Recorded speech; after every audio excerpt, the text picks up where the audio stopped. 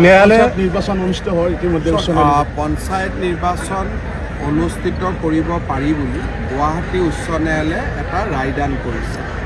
কিন্তু আজি 13 তাৰিখ আজিৰ পৰা যদি এমাহৰ ভিতৰত আমি পঞ্চায়ত ইলেকশ্যন অনুষ্ঠিত কৰোঁ, সি মেট্ৰিক পৰীক্ষা আমাৰ 14 তাৰিখৰ পৰা হায়াৰ ছেকেণ্ডেৰী পৰীক্ষা অনুষ্ঠিত হ'ব। গতিকে আমি কাউণ্টিং হ'লেই নাপাওঁ আৰু গোটেই গাঁওবিলাকত নিৰ্বাচনৰ পৰিৱেশ হৈ থাকিব। পঢ়া শুনা ল'ৰা ছোৱালীয়েতো পৰীক্ষা দিব নোৱাৰিব।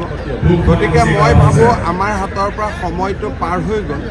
এতিয়া মেট্ৰিক আৰু হায়াৰ ছেকেণ্ডেৰী পৰীক্ষাৰ পিছত আমি পঞ্চায়ত ইলেকশ্যনৰ ব্যৱস্থা এপ্ৰিল মানত হোৱাৰ সম্ভাৱনা আছে। মই ভাবোঁ যে বিহুৰ আগে পিছে আমি পাতিব লাগিব, কাৰণ বৰ্তমান সময়ত ইলেকশ্যন পতাৰ পৰিৱেশটো নাথাকিব। আৰু আপোনালোক সকলোৱে জানে যে মেট্ৰিক আৰু হায়াৰ ছেকেণ্ডেৰী পৰীক্ষাটো গুৰুত্বপূৰ্ণ পৰীক্ষা।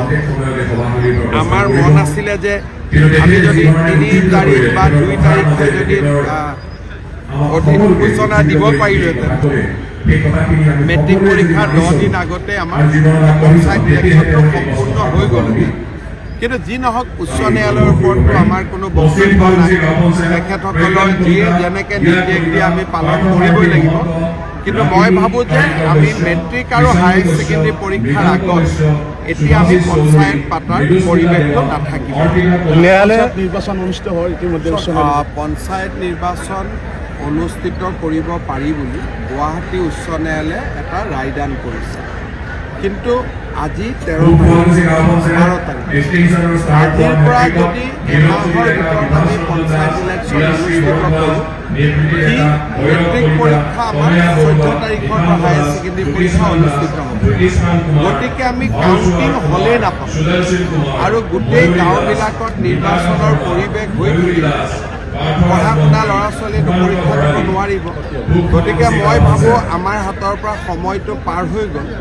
এতিয়া মেট্ৰিক আৰু হায়াৰ ছেকেণ্ডেৰী পৰীক্ষাৰ পিছত আমি পঞ্চায়ত ইলেকশ্যনৰ ব্যৱস্থা এপ্ৰিল মানত হোৱাৰ সম্ভাৱনা আছে। মই ভাবোঁ যে বিহুৰ আগে পিছে আমি পাতিব লাগিব, কাৰণ বৰ্তমান সময়ত ইলেকশ্যন পতাৰ পৰিৱেশটো নাথাকিব। আৰু আপোনালোক সকলোৱে জানে যে মেট্ৰিক আৰু হায়াৰ ছেকেণ্ডেৰী পৰীক্ষাটো গুৰুত্বপূৰ্ণ পৰীক্ষা। আমাৰ মন আছিলে যে আমি যদি 3 তাৰিখ বা 2 তাৰিখে যদি অধিসূচনা দিব পাৰিলোহেঁতেন, মেট্ৰিক পৰীক্ষা 10 দিন আগতে আমাৰ পঞ্চায়ত ইলেকশ্যনটো সম্পূৰ্ণ হৈ গ'ল।